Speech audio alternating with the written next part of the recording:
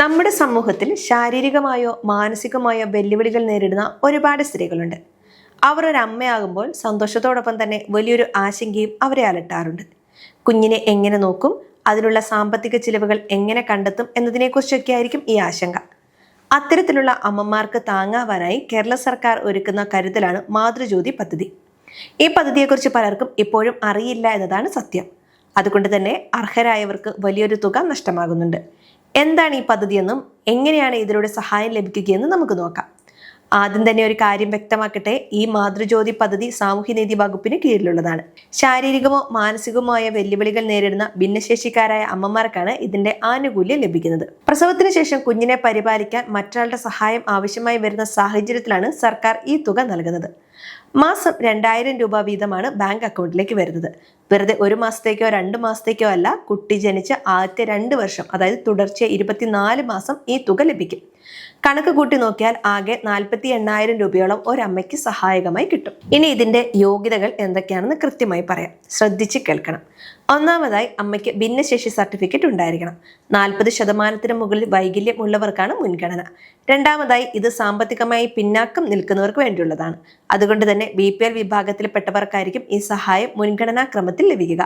ഗർഭസ്ഥ ശിശുവിന്റെ അമ്മയ്ക്കല്ല, മറിച്ച് പ്രസവത്തിന് ശേഷം കുഞ്ഞിനെ കയ്യിൽ കിട്ടുമ്പോഴാണ് ഈ പദ്ധതിയുടെ ഗുണം ലഭിച്ചു തുടങ്ങുന്നത്. അപേക്ഷിക്കാൻ എന്തൊക്കെ രേഖകൾ വേണം എന്നതിലാണ് പലർക്കും സംശയം വരുന്നത്. ഞാൻ പറയുന്ന ഈ രേഖകൾ ഒരു ഫയലിൽ കൃത്യമായി അടുക്കി വയ്ക്കുക. അതാകുമ്പോൾ ഓഫീസിൽ പോകുമ്പോൾ നമുക്ക് പണി എളുപ്പമാകും. ഒന്നാമതായി, ഭിന്നശേഷി തെളിയിക്കുന്ന സർട്ടിഫിക്കറ്റ് വേണം. ഇതിനെ ഡിസബിലിറ്റി സർട്ടിഫിക്കറ്റ് എന്ന് പറയും. ഇതിന്റെ ഒറിജിനലും പകർപ്പും കരുതുക. രണ്ടാമതായി, കുഞ്ഞിന്റെ ജനന സർട്ടിഫിക്കറ്റ് വേണം. കുട്ടി ജനിച്ചാലുടൻ പഞ്ചായത്തിലോ നഗരസഭയിലോ രജിസ്റ്റർ ചെയ്ത് ഈ സർട്ടിഫിക്കറ്റ് വാങ്ങണം. മൂന്നാമതായി, അമ്മയുടെ ആധാർ കാർഡ് പകർപ്പ് വേണം. നാലാമതായി, റേഷൻ കാർഡിന്റെ പകർപ്പ്. നിങ്ങൾ BPL ആണോ എന്ന് ഉറപ്പുവരുത്താൻ ഇതാണ് പ്രധാന രേഖ. അഞ്ചാമതായി, ബാങ്ക് പാസ്ബുക്കിന്റെ പകർപ്പ്. പണം വരുന്നത് അമ്മയുടെ അക്കൗണ്ടിലേക്കാണ്, അതുകൊണ്ട് ബാങ്ക് അക്കൗണ്ട് ആധാറുമായി ബന്ധിപ്പിച്ചിട്ടുണ്ടെന്ന് ഉറപ്പുവരുത്തണം. കൂടാതെ ഒരു പാസ്പോർട്ട് സൈസ് ഫോട്ടോയും അപേക്ഷയോടൊപ്പം വേണം. ഇനി ഇത് എവിടെയാണ് അപേക്ഷിക്കേണ്ടത്? 2026 ഈ നടപടികൾ ഓൺലൈനായും ഓഫ്ലൈനായും ചെയ്യാൻ സാധിക്കും. എങ്കിലും കൂടുതൽ ഉറപ്പിനായി നിങ്ങൾ താമസിക്കുന്ന ജില്ലയിലെ സാമൂഹ്യനീതി ഓഫീസിലാണ് അപേക്ഷ നൽകേണ്ടത്. അല്ലെങ്കിൽ അടുത്തുള്ള ശിശുവികസന പദ്ധതി ഓഫീസിൽ അന്വേഷിച്ചാലും മതിയാകും. അവിടുത്തെ അംഗൻവാടി ടീച്ചറോടോ ഹെൽപ്പർമാരോടോ ചോദിച്ചാൽ അവർ നിങ്ങൾ അപേക്ഷാ ഫോം പൂരിപ്പിക്കാൻ സഹായിക്കും. അപേക്ഷാ ഫോമിൽ നിങ്ങളുടെ പേര്, മേൽവിലാസം, ഫോൺ നമ്പർ എന്നിവ തെറ്റാതെ എഴുതണം. ഫോൺ നമ്പർ നൽകുമ്പോൾ നിങ്ങളുടെ കയ്യിലുള്ളതും എപ്പോഴും വിളിച്ചാൽ കിട്ടുന്നതുമായ നമ്പർ തന്നെ നൽകുക. പലരും ചോദിക്കാറുള്ള ഒരു കാര്യമാണ് എന്ന് മുതൽ അപേക്ഷിക്കാമെന്ന്. കുട്ടി ജനിച്ചു കഴിഞ്ഞ ഉടൻ തന്നെ ഇതിനായുള്ള നടപടികൾ തുടങ്ങാം. 2 വർഷം കഴിഞ്ഞാൽ ഈ ആനുകൂല്യം ലഭിക്കില്ല. അതുകൊണ്ട് കുട്ടി ജനിച്ച ആദ്യ മാസങ്ങളിൽ തന്നെ അപേക്ഷ സമർപ്പിക്കാൻ ശ്രദ്ധിക്കുക. അപേക്ഷ സമർപ്പിച്ചു കഴിഞ്ഞാൽ സാമൂഹ്യനീതി വകുപ്പിലെ ഉദ്യോഗസ്ഥർ നിങ്ങളുടെ അപേക്ഷ പരിശോധിക്കും. ചിലപ്പോൾ അവർ വീട്ടിൽ വന്ന് കാര്യങ്ങൾ തിരക്കിയേക്കാം. ഇതൊരു സ്വാഭാവികമായ നടപടി മാത്രമാണ്. രേഖകളെല്ലാം കൃത്യമാണെങ്കിൽ നിങ്ങളുടെ അക്കൗണ്ടിലേക്ക് എല്ലാ മാസവും 2000 രൂപ കൃത്യമായി എത്തും. ഈ പദ്ധതി കൊണ്ട് സർക്കാർ ഉദ്ദേശിക്കുന്നത് കുഞ്ഞിന്റെ ആരോഗ്യകരമായ വളർച്ചയാണ്. ഭിന്നശേഷിക്കാരായ അമ്മമാർക്ക് കുഞ്ഞിനെ നോക്കാൻ ഒരാളുടെ സഹായം തേടേണ്ടി വരുമ്പോൾ ആ സഹായിക്ക് നൽകാനുള്ള കൂലിയായോ അല്ലെങ്കിൽ കുഞ്ഞിന് വേണ്ട പാലും മറ്റു ഭക്ഷണങ്ങളും വാങ്ങാനോ ഈ തുക വിനിയോഗിക്കാം. മാസം 2000 എന്നത് ഇന്നത്തെ കാലത്ത് വലിയൊരു സഹായമാണ്.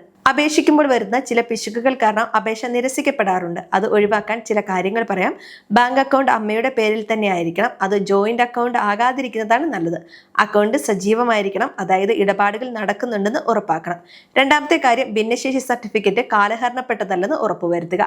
ചില സർട്ടിഫിക്കറ്റുകൾക്ക് കാലാവധി ഉണ്ടാകും, അത് പുതുക്കിയിരിക്കണം. നിങ്ങൾക്ക് കൂടുതൽ വിവരങ്ങൾ വേണമെങ്കിൽ കേരള സാമൂഹ്യനീതി വകുപ്പിന്റെ ഔദ്യോഗിക വെബ്സൈറ്റ് സന്ദർശിക്കാം. ഇതൊരു ചെറിയ തുകയായി ആർക്കെങ്കിലും തോന്നുന്നുണ്ടെങ്കിൽ ഓർത്തോളൂ. 24 മാസം കൊണ്ട് 48,000 രൂപയാണ് സർക്കാർ നൽകുന്നത്. ഇതൊരു വലിയ കരുതൽ തന്നെയാണ്. ഈ വിവരം വെല്ലുവിളികൾ നേരിടുന്ന മറ്റ് അമ്മമാരിലേക്കും എത്തിക്കുക. നമ്മുടെ ഒരു ഷെയർ ചിലപ്പോൾ ഒരു കുഞ്ഞിന്റെ വളർച്ചയ്ക്ക് വലിയ സഹായകമാകും.